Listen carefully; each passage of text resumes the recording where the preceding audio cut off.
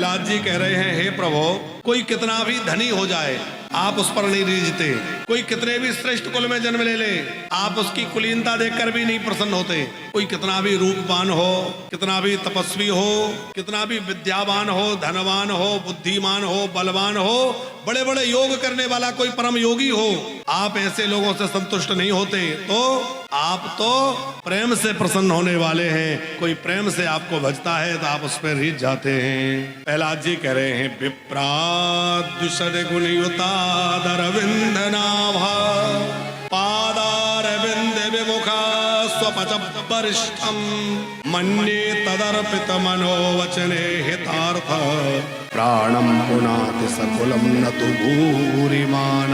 हे प्रभु, कोई 12 गुणों से युक्त ब्राह्मण हो, खूब विद्वान हो, लेकिन उसमें आपकी प्रेम लक्षणा भक्ति ना हो, आपका प्रेम ना हो, तो उसकी वैसी विशेषता नहीं है अथवा उसकी वैसी महिमा नहीं है। कैसी?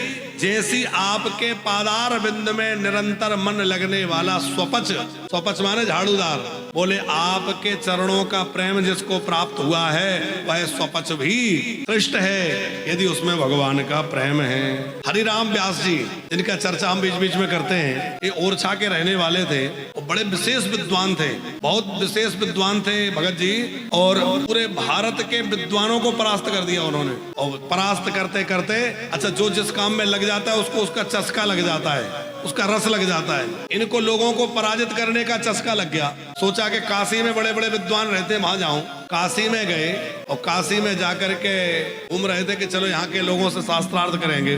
काशी के लोग घबरा रहे थे कि ये शास्त्रार्थ करेंगे और काशी के लोग यदि पराजित हो गए तो काशी की तो लज्जा चली जाएगी। सबने भोले बाबा से प्रार्थना करी और भोले बाबा ने बड़ी कृपा करी। भोले बाबा एक बालक का रूप बना के आए और बालक का रूप बना करके श्री हरिराम व्यास जी से पूछा, अच्छा ब्राह्मण देवता, हमने सुना है आप बड़े विद्वान हैं। बोले हाँ बताओ। बोले मुझे कुछ पूछना है।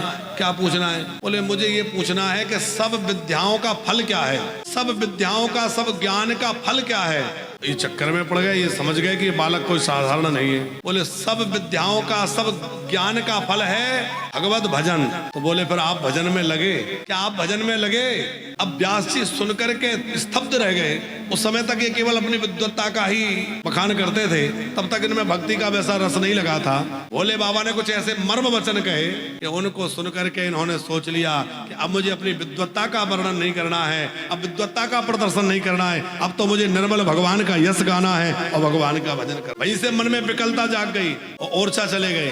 वैसे तो सीधा वृंदावन आना था पर सीधे नहीं आए, क्योंकि सोचा रहे थे कि अब किस मुंह से जाऊं, कोई संत लेके जाएं। तो फिर ओरछा गए और वहां से एक संत इनको लेकर के आए। तो ये सुनाने का प्रयोजन ये है कि प्रहलाद जी कह रहे हैं, विप्राद्युषद गुणयुताद अरविंद नाव पादारविंद विमुखो। हे अरविंदाक्ष, हे प्रभु, आपके चरणों की भक्ति से विमुख कोई बड़ी श्रेष्ठ कर्म करने वाला 12 गुणों से युक्त ब्राह्मण भी हो, वो भी उतना ज्यादा वंदनीय नहीं है अथवा उतना श्रेष्ठ नहीं है। कितना? जितना आपके चरणों के प्रेम प्राप्त करने वाला एक साधारण सा स्वपच हो सकता है। मन्ये तदर्पित मनोवचने हितार्थ प्राणम पुनातु सकुलन न तु भूरिमाना।